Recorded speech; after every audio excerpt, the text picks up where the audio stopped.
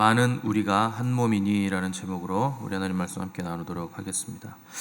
고린도 교회 신자들을 향한 바울의 애정과 사랑은 교회를 시작할 때나 또 이 편지를 쓸 때나 여전히 변함이 없었고, 또 바울 가슴 한켠에는 늘상 고린도 교회 성도들이 자리 잡고 있었는데, 바울이 기도할 때마다 이 고린도 교회 성도들은 빠지지 않는 기도의 제목들이었고 이름들이었습니다. 왜냐하면 고린도 교회는 다른 교회에 비해서 문제가 많았기 때문에, 아픈 손가락 같은 교회였기 때문에 항상 바울의 기도 제목이었고, 또 그들을 향한 기대와 소망이 그 문제만큼 또 컸기 때문에 바울이 항상 이들을 기억하면서 기도하고 항상 생각을 했다는 겁니다. 그래서 부모가 문제 있는 자녀를 사랑하듯 바울은 고린도 교회를 사랑했고, 또 여러 가지 당면한 문제들을 해결하기 위해서 권면의 말을 편지로 보냈는데, 이거 뭐 질책이나 책망이 아니라 위로와 소망, 그리고 그들을 향한 기대를 가지고 이런 내용들을 썼다 하는 것이죠. 오늘 본문 읽은 14절 보시면 내 사랑하는 자들아 우상 숭배하는 일을 피하라, 이렇게 기록을 하고 있습니다. 그러니까 우상 숭배를 피하라는 말만 있다면 이게 질책이 될 수도 있고 혼내는 말이 될 수도 있겠지만, 내 사랑하는 자들아 라는 말이 붙었기 때문에 바울이 영적 아비요 또 목회자요 스승으로서 고린도 교회와 성도들을 향해서 권면하고 있다 하는 것을 우리가 알 수 있죠. 뭐 뒤에 가서 보겠지만 13장에 가면 바울이 사랑에 관한 굉장히 많은 위대한 굉장한 말들을 기술을 하는데, 그러니까 바울이 가진 사랑, 또 바울이 깨달은 사랑, 고린도 교회를 향한 바울의 사랑이 그런 내용들에 기초한 사랑이었다는 겁니다. 특별히 진리와 함께 사랑이 기뻐해야 된다 하는 것이 굉장히 중요한 내용이죠. 그래서 진리와 함께 기뻐하는 사랑, 진리 안에 거하는 사랑이어야 되기 때문에 그 진리에 부합하지 않는 모든 것들은 다 쳐내야 된다, 가지치기를 해야 된다 하는 것이죠. 그래서 여러 가지 권면이 나왔는데, 특별히 가장 먼저 나오는 것, 제1계명인 우상 숭배하는 일을 반드시 피해야 된다. 그것이 진리 안에 거하는 사랑이라 하는 거죠. 그래서 고린도 교회들을 향한, 성도들을 향한 바울의 사랑이 진리 안에 거하는 사랑이라면 마땅히 가장 먼저 권면할 것도 우상 숭배하는 것, 1계명을 어기는 것을 너희들이 피해야 된다, 이 권면이 나올 수밖에 없는 겁니다. 그래서 사랑이라는 것이 진리 안에 거할 때 반드시 여러 가지 것들을 가지를 쳐낼 수밖에 없죠. 근데 이제 진리 안에 거하는 사랑이 아닌 경우에는 그거 다 감정적인 사랑이고 세상적인 사랑이고 욕망에 기초한 사랑이 될 수밖에 없다는 겁니다. 뭐 나이가 어릴수록 사랑을 이제 생각할 때 나긋나긋하고 또 포근하고 감상적으로 생각하기 쉬운데, 사랑이라는 건 고통과 인내와 또 불법과 싸우는 피투성이가 되는 것이 사랑이다 하는 것을 아셔야 됩니다. 그 증거가 십자가잖아요. 사랑의 근본이신 하나님께서 우리를 사랑하실 때, 창조주 하나님께서 우리를 사랑하실 때 어느 정도까지 사랑할 수 있는가를 보여주신 게 십자가죠. 그러니까 세상이 말하는 감상적이고 뭐 나긋나긋하고 포근한 사랑, 그런 사랑이 얼마나 기만적인 사랑이고 진리 밖에 있는 사랑인가 하는 것을 알아야 되고, 정말 진리 안에서 하는 사랑이 어떤 일까지 할 수 있는가 하는 것을 우리가 십자가를 통해서 생각할 수 있어야 된다는 겁니다. 진리와 함께 기뻐하는 사랑이라는 것은 반드시 거룩과 분리가 수반될 수밖에 없다 하는 것이죠. 그래서 14절에 보시면 우상 숭배하는 일을 피하라 이렇게 말씀했는데, 피하다라는 단어가 이게 분리라는 뜻입니다. 도망가라는 뜻도 있고 분리되라 라는 뜻도 있고, 또 15절에서 너희는 내가 이르는 말을 스스로 판단하라 이렇게 기록했는데, 여기 판단하다라는 헬라어도 분리되라 라는 뜻입니다. 분리하라, 너희들이 생각해서 분리해봐라, 이런 뜻입니다. 그 두 개 다 지금 분리시켜라, 거룩해야 된다 하는 것을 얘기하는 거죠. 분리라는 건 거룩을 얘기하는 거기 때문에. 세상이 말하는 사랑은 거룩과 분리가 없습니다. 그래서 섞임과 혼잡이 있죠. 뭐 다 하나가 돼야 된다, 다 같이 손을 잡아야 된다, 뭐 평화를 지켜야 된다, 뭐 이런 얘기를 하는데, 그게 함께 어울리고 섞이고 혼합되는 것이 무조건 그렇게 하는 것이 사랑이 아닙니다. 그건 기만이죠. 근데 그런 그 사랑의 개념, 사람들의 주장에 이제 교회까지 속는 바람에 자꾸 복음에 뭔가가 섞이는 겁니다. 그 순수한 복음이 안 되는 거죠. 복음의 핵심은 예수 그리스도의 죽음입니다. 왜 그분이 죽으셨는가? 죄 때문에 죽으신 거예요. 그래서 죄를 인정하지 않으면 복음을 받아들일 수 없죠. 근데 세상은 죄까지도 함께 포용하고 섞이고 같이 잘 지내야 된다, 이제 이런 식으로 치고 들어오는 거죠. 그러니까 뭐 요새는 강대상에도 동성애자 목사들이 서서 설교를 하잖아요. 미국의 유럽이나 이런 데 보면 남자가 화장하고 나와가지고 설교하는 것들을 심심찮게 볼 수 있습니다. 그 이제 동성애자들에게 목사 안수를 줬고 그들을 강단에 세우는 일이 지금 버젓이 자행되고 있고, 머지않아 이제 우리나라도 그런 일들을 볼 수 있게 될 겁니다. 근데 교회는 죄를 선명하게 드러내줘야 되는데 이게 복음에 뭔가가 섞이기 때문에 교회 안에서조차 이제 죄가 활개치는 상황이 됐다는 겁니다. 복음은 죄의 극악성, 심각성을 일깨우고 인간이 죄인이고 이 죄에서 우리 자력으로는 벗어날 수 없다 하는 것을 선명하게 드러내주는 것이 복음입니다. 죄인이기 때문에 물 마시듯이 죄를 짓죠. 물고기가 물속에서 사는데 자신이 물에 젖어 있다는 걸 깨닫지 못하는 것과 같은 거예요. 죄인이기 때문에 죄 속에서 살면서 내가 죄인이라는 것을 깨닫지 못하죠. 근데 그것을 드러내주는 유일한 공동체가 교회라 하는 것이죠. 그러니까 교회가 복음에 물을 타고 희석되고 죄와 섞여버리면 교회로서의 그 정체성을 완전히 상실한 겁니다. 그래서 주님 제자들에게 너희들 바리새인들의 누룩을 주의해라, 이렇게 말씀하신 거예요. 누룩이란 게 뭡니까? 섞였다는 뜻이죠. 순수한 그 무교병이 아니라 그 유교병은 섞였기 때문에 부풀고 커진다는 겁니다. 그래서 6월절에 무교절이 같이 있죠. 무교병을 먹으면서 그 무교절을 지키는데 그게 무슨 의미냐면 다른 어떤 것도 섞이지 않은 구원의 진리를 먹는다는 뜻입니다. 그러니까 섞이지 말라는 거죠. 근데 시간이 지날수록 그 교회가 오래되니까 원래 교회가 새 부대였는데 이제 헌부대가 된 겁니다. 2000년이 지나고 나니까 이제 교회가 헌부대가 돼서 새로운 것을 담을 수 없을 만큼 늘어날 대로 늘어난 지경이 돼버린 거죠. 그럼에도 불구하고 교회는 여전히 해야 될 일이 뭐냐? 죄의 심각성, 그 죄를 해결할 수 있는 유일한 예수 그리스도 구세주와 그분의 십자가 복음을 선명하게 드러내는데 우리의 존재 목적이 있다는 겁니다. 그래서 인간이 구원을 받으려면 가장 먼저 알아야 될 게 내가 죄인이다 하는 것을 알아야 됩니다. 그걸 모르면 구원 못 받아요. 그래서 죄의 사악한 본질을 우리가 온전히 알려면 반드시 알아야 되는 지식이 뭐냐면 하나님의 거룩성이죠. 그래서 죄와 하나님의 거룩 간에 얼마나 큰 간극이 있는가, 어떤 갭이 있는가를 알아야 되고, 또 거룩을 향한 하나님의 열망, 또 거룩에 대한 지식, 또 우리에게 요구하시는 내가 거룩하니 너희도 거룩하라고 하시는 하나님의 요구, 이것을 우리가 알아야만 됩니다. 그리고 교회 스스로도 우리가 거룩한 존재들이고 거룩한 공동체라 하는 것을 아는 인식이 있어야 되는데, 바울은 오늘 본문을 통해서 그것을 드러내려고 하는 겁니다. 특별히 먼저 성만찬을 통해서 너희들이 어떤 사람들인가, 어떤 공동체인가 하는 것을 우리에게 말하고 있는 거죠. 16절, 17절을 보시면 우리가 축복하는 바 축복의 자는 그리스도의 피에 참여함이 아니며 우리가 떼는 떡은 그리스도의 몸에 참여함이 아니냐. 떡이 하나요 많은 우리가 한 몸이니 이는 우리가 다 한 떡에 참여함이라. 16절에서 성만찬의 포도주, 축복의 잔을 마시는 것, 이것은 그리스도의 피에 참여함이다 하는 것이죠. 그래서 참여함이라는 헬라어가 여러분 잘 아시는 코이노니아라는 단어입니다.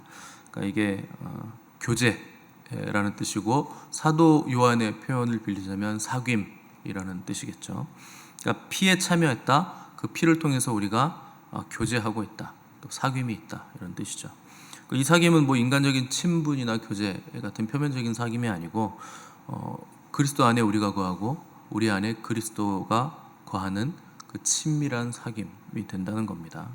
이 사귐, 이 교제는 세상에선 찾아볼 수 없는 거예요. 마치 그 삼위일체 하나님께서 영원 전부터 서로가 서로를 향하고 서로가 서로 안에 있고 서로가 서로를 추구하고 사귀고 교제했던 그 삼위일체 간의 사귐처럼 우리가 예수 그리스도를 믿으면, 그리고 그의 피를 마시는 성만찬에 참여한다는 것은 그리스도와 하나님과 성령님과 우리 안에 삼위일체 하나님 간의 사귐 같은 깊은 사귐으로 들어가는 아주 귀한 표가 된다는 겁니다. 그래서 요한일서 1장 7절에서 사도 요한이 그가 빛 가운데 계신 것 같이 우리도 빛 가운데 행하면 우리가 서로 사귐이 있고 그 아들 예수의 피가 우리를 모든 죄에서 깨끗하게 하실 것이라 기록을 했습니다. 그러니까 성만찬의 축복은 하나님의 아들 예수의 피가 우리를 모든 죄에서 깨끗하게 하시는 것이다 하는 것이고, 그 피가 우리로 하여금 하나님과 사귐 있게 하고 빛 가운데 거할 수 있게 해주고 또 깊은 사귐 안으로 들어가게 만들어준다 하는 것이죠. 또 17절에 보시면 떡이 하나요 많은 우리가 한 몸이니 이는 우리가 다 한 떡에 참여하는 것이라 그랬습니다. 그러니까 우리가 예수 그리스도의 그 피와 살과 잔, 피를 먹고 마시는 것, 성만찬에 참여하는 것은 나만 그런 것이 아니라 모든 그 성만찬에 참여하는 모든 사람들이 그렇게 하나님과 연합이 되고 깊은 사귐 안으로 들어가는 것이다. 한 몸에서 나온 살과 피를 먹고 마시기 때문에 우리가 그리스도의 한 몸에 참여하는 지체가 된 것이다 하는 것을 우리가 깨달아야 한다는 거죠. 우리가 몸된 지체의 한 부분들이라는 의식을 잃어버린다는 건 우리가 그리스도의 몸된 교회를 분열시킨다는 뜻입니다. 그러니까 뭐 나만 열심히 하고 나만 잘 믿어야지, 나는 옆에 사람 꼴보기 싫으니까 신경 안 써야지, 이렇게 하는 건 그 몸을 분열시킨다, 그리고 내가 그냥 찢어놓는다, 떼어놓는다, 뭐 그렇게 된다는 겁니다. 또 교회 안에서의 분쟁이라는 건 단순히 이건 도덕적인 문제거나 어떤 의식 수준의 문제가 아니라 영광스러운 교회의 몸된 지체를 파괴하는 행위를 그 분열이라는 것이 일으키고 있다. 내가 그 일을 하고 있다. 이걸 알아야 된다는 거죠. 우리가 예수 그리스도의 십자가의 죽으심으로 인해서 받게 된 가장 큰 은혜가 무엇인가 하는 것을 성도들에게 물어보면 아마 대부분은 대답을 죄 씻음 받은 것이라고 대답을 할 겁니다. 그러니까 그리스도의 십자가로 인해서 받은 가장 큰 은혜가 무엇입니까? 묻는다면 죄가 씻음 받은 것, 용서받은 것입니다. 이렇게 대답을 하시겠죠. 당연하죠. 죄는 우리의 자력으로 해결할 수 없는 문제예요. 그러니까 당연히 그 죄 씻음 받은 게 굉장히 큰 은혜이고 그리스도의 십자가의 대단한 구원의 능력이죠. 그러면 죄 씻음이 구원의 완성인가? 라고 묻는다면 그렇지 않다, 뭔가 부족하다라고 생각을 할 겁니다. 단순히 죄를 씻음 받는 것으로 끝나는가 하는 것을 물으면 그렇지 않다는 거예요. 죄를 씻음 받았으니 구원받아 영원히 사는 것, 그럼 그것으로 완성인가 생각해 본다면 무언가 부족하다는 느낌을 받을 겁니다. 죄 씻음 받고 구원받고 영원히 사는 것 좋죠. 그런데 거기에 누가 있어야 되냐면 하나님이 계셔야 돼요. 하나님이 계시지 않는 영원히 사는 영생은 아무 의미가 없죠. 이 땅에서도 마찬가지입니다. 여러분이 우리 대한민국에 있는 건물을 다 가진 건물주라고 생각해도 그럼 좋을 것 같겠지만 거기에 아무도 없으면 아무 소용없어요. 나 혼자만 살고 있다? 근데 건물이 다 내 거다. 그게 무슨 소용이 있습니까? 아무 의미 없죠.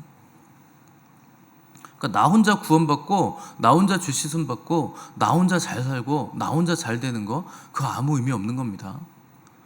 몸이 건강한 거 중요하죠. 그럼 그 건강하게 잘 병 걸리지 않고 사는 거, 그거 자체로 중요성이 있겠습니까? 의미가 있겠습니까? 그 건강한 몸으로 내가 뭘 할 것인가, 그게 중요한 거죠.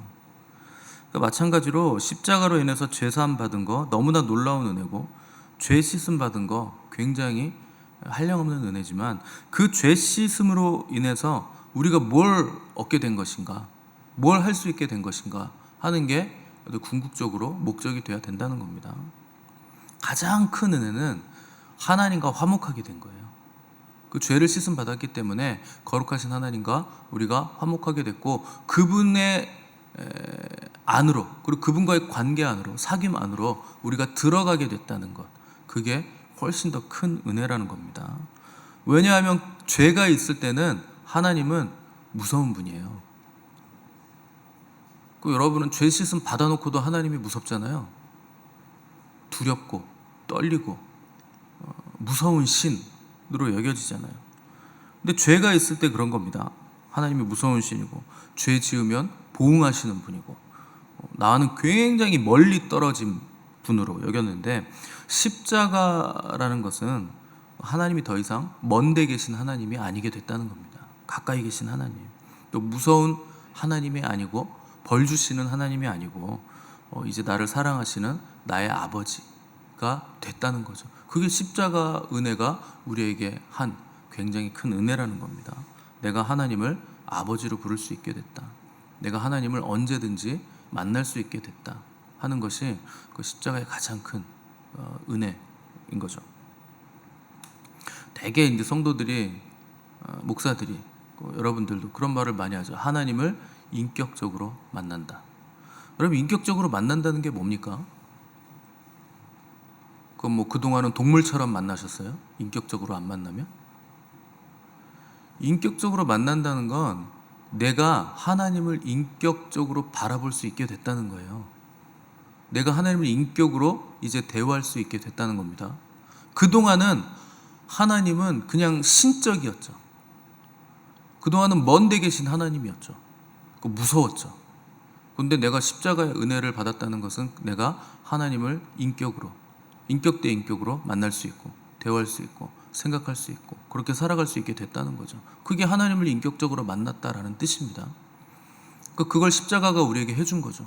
근데 십자가의 복음의 은혜를 받았는데 여전히 하나님은 멀리 있고 하나님은 신적이기만 하고 하나님은 악을 보응하시고 무서운 하나님이기만 하면 그 은혜를 우리가 헛되이 받은 거죠. 그래서 하나님을 인격적으로 만나는 거, 이게 십자가가 우리에게 해준 일이 된다는 겁니다. 결국 우리가 그리스도인으로서 받는 은혜는 그 어떤 사건 자체가 우리에게 의미가 있겠지만 그 사건 자체만에 머물러 있으면 안 돼요. 그 사건을 통해서 우리에게 일어난 일이 무엇인가에 대한 분명한 깨달음과 지식이 있어야 되는 것이고, 그 암과 지식과 깨달음을 통해서 한 걸음 더 하나님 가까이 나아갈 수 있는 자리로 우리가 가야 된다는 것이죠. 그래서 그 십자가의 은혜로 생겨난 것이 관계라는 겁니다. 관계. 하나님과 나와의 관계, 그리고 나와 하나님과 관계를 맺고 있는 공동체 안의 지체들과의 관계, 이 관계가 새롭게 규정됐다는 것, 이것이 놀라운 일이라는 거죠. 그래서 교회 공동체 안에서의 관계 굉장히 중요하죠. 바울의 표현처럼 우리가 한 몸이다, 한 지체라 하는 것, 이거 굉장한 거죠. 그런데 한 몸 되기까지 굉장히 지난한 싸움이 있는 거죠. 되기까지라고 표현해서 좀 애매하긴 한데, 한 몸 됨을 지키기 위해서, 성령이 하나 되게 하신 것을 지키기 위해서 굉장히 지난한 싸움이 있어야 된다는 겁니다. 그러니까 한 몸 되는 건 우리의 능력으로 된 게 아니죠. 그건 성령의 능력으로 된 겁니다. 그래서 성령이 하나 되게 하신 것을 힘써 지키라고 바울이 에베소서에서 명령하고 있는데, 하나 되는 건 우리가 할 수 없는 건데 그건 하나님이 해주신 거예요. 성령님이 하나 되게 해주셨다는 거예요. 그러니까 여러분, 교회에서 어떤 교회든 어떤 사역자든 하나 됩시다, 하나 됩시다, 그거는요 뭘 모르는 거예요. 이미 우린 하나예요. 뭘 우리가 어떻게 하나가 됩니까? 하나님이 우리를 하나로 부르셨는데 이미 창세전부터 우리는 하나가 된 겁니다. 그러니까 새롭게 받아들이고 하나 됩시다, 받아들이고 연합합시다, 그거는요 말도 안 되는 개념이에요. 그러니까 자꾸 엄한 걸 받아들이잖아요. 성령님이 하나 되게 하신 건 진리 안에서 하나 되게 하신 그것밖에 없는 거예요. 교회밖에 없는 거예요. 다른 개념을 받아들이고 하나 되자 하는 건 그건 배도죠. 뭘 새롭게 받아들일 필요가 없다는 겁니다. 우리가 해야 될 건 뭐냐면, 이미 창세 전에, 영원 전에 하나 되게 하신 그 하나됨을 힘써 지켜가는 거, 깨지지 않게 힘써 지켜가는 거, 이것에 우리가 힘을 써야 된다는 거죠. 그러니까 바울은 그것을 위해서 뭘 해야 된다고 하냐면, 모든 겸손과 오래 참음과 인내와 사랑과 온유함으로, 용납함으로 우리가 하나됨을 힘써 지켜야 된다 하는 것이죠. 그런데 단어들이 전부 다 무시무시하잖아요. 모든 겸손, 뭐 오래 참음, 사랑, 용서, 인내, 뭐 용납, 이게 뭐 됩니까? 이게 무시무시한 단어들이죠. 그러니까 우리는요, 이 단어들에 벌써 눌리는 거예요. 그래서 힘쓰고 애는 쓰지만 항상 그거를 세고 앉아 있는 거예요. 내가 얼마나 오래 참고, 얼마나 내가 겸손하려고 애를 쓰고 용납하고, 이거를 맨날 계산하고. 여러분, 그렇게 생각하고 계산하고 그 횟수를 이렇게 막 세고 있으면 막 그리스도의 사랑이 막 내 안에서 막 차오릅니까?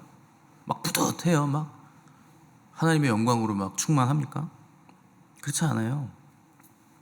내가 한 거를 계속 계수하고 앉아 있으면 계속 셈해 보세요. 내가 3번, 원래 나는 3번이었는데 목사님이 3번 한다고 뭐라 하시니까 그래 10번까지 한번 해보자.